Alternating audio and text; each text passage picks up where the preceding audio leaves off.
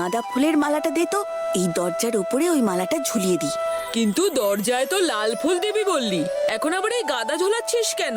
নন্দী দাদা, লাল ফুলগুলো কি আমি বললাম ভেতরে দিতে, দেখতে ভালো লাগবে, আর গাঁদা ফুলগুলো দিয়ে দরজাটা সাজাতে। কিন্তু এখানে তো সাদা ফুলগুলোও ছিল, আমরা সাদা ফুল কেন দিলাম না?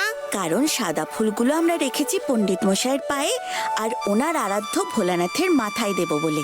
একদমই তাই, দেখো না আমাদের পণ্ডিত মশাই সাদা ফুল কত পছন্দ করেন। উনি রোজ বাগান থেকে শুধু সাদা ফুলই তুলে আনেন নিজের ভোলানাথের মাথায় দেওয়ার জন্য।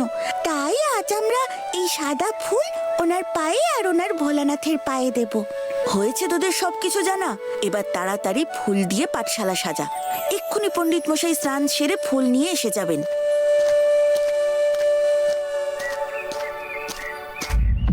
কি ব্যাপার, আজ আমাদের পাঠশালা এত সাজানো হচ্ছে কেন? এই ভোলা, এসব কি করছিস? বলি পাঠশালা পড়ার জন্য, ফুল দিয়ে সাজানোর জন্য নয়। জানি নট, কিন্তু আজকের দিনটার জন্য পাঠশালা পড়বার সাথে সাথে ফুল দিয়ে সাজাবারও জায়গা। কেন, আজ কি এমন দিন শুনি?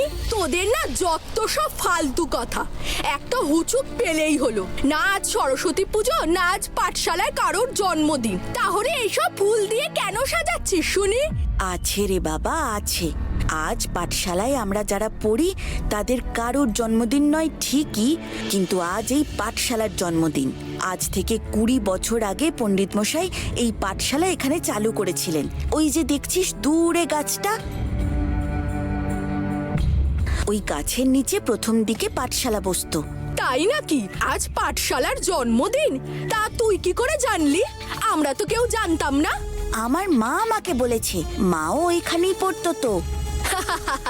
সত্যি ভোলা, তুই বোকাকে বোকাই রয়ে গেলি। আজ থেকে 20 বছর আগে আনন্দী কাকি কি পাঠশালায় পড়ার মতো ছোট ছিল নাকি? মা এই পাঠশালায় আমাদের মতো বয়সে নয়, বরং বিয়ে হয়ে এই গ্রামে আসার পর পড়েছে।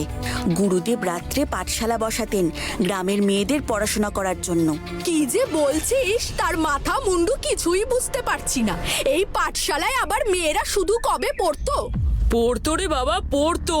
সে আমাদের জন্মেরও আগে। শুধু ভোলার মা আনন্দী কাকি নয়, এই গ্রামের আরো অনেক মহিলা এখানে পড়াশোনা করেছে। তার মধ্যে আমার বকুলের দুজনের মাই পড়তো। ও বাবা, এত আগে থেকে এই পাঠশালা বসে? কিন্তু গুরুদেব কোথায়? তার অনুমতি না নিয়েই তোরা যে ঘর সাজাচ্ছিস বড়। তোমায় কে বলেছে নট দাদা যে আমরা পণ্ডিত মশাইয়ের অনুমতি না নিয়ে এসব করছি? পণ্ডিত মশাই নিজে আমাদের বলেছেন আজ এই ঘর ফুলে ফুলে একেবারে ভরিয়ে দিতে। তাই দেখো না আমরা কত ফুল নিয়ে এসেছি এই পাঠশালা সাজাবো বলে। কিন্তু ভোলা, আজকের এমন একটা দিনে আমরা পণ্ডিত মশাইকে কিছু দেব না? সত্যিই তো, এ কথা ভালো বলেছিস। আজকের দিনে যে এই পাঠশালা প্রতিষ্ঠা করলো তাকেও তো আমাদের কিছু দেওয়া উচিত। চলো আমরা বরং পণ্ডিত মশাইয়ের জন্য একটা বই কিনে আনি। কিন্তু কি বা আনবি? পণ্ডিত মশাইয়ের কাছে তো সব বই আছে দেখছি। তাহলে একটা খাগের কলম আর কালি দি, এগুলো নিশ্চয়ই পণ্ডিত মশাই পরেও ব্যবহার করবে। আমার কিন্তু শিব ও নন্দী দুজনের কথাই খুব ভালো লেগেছে। চল তাহলে আগে গিয়ে পণ্ডিত মশাইয়ের জন্য বই আর খাগের কলমটা কিনি। তোরা একা যাবি তা হবে না, আমিও যাব। তুই তো ওখানে গিয়ে কিছু না কিছু গন্ডগোল করবি আর কথা বলার মুখই থাকবে না। কেন, আমি কি খালি গোলি পাকাই? আমি কি ভালো কাজ কিছুই করি না? এখনো ভোলার পিছনে লাগা ছাড়া আর কি কাজ করছিস তুই? আচ্ছা বেশ, আমি আর এসব কিছু করব না। এখন চল, আমিও যাব, কথা দিচ্ছি। ভোলার কথা মতোই আমি চলবো।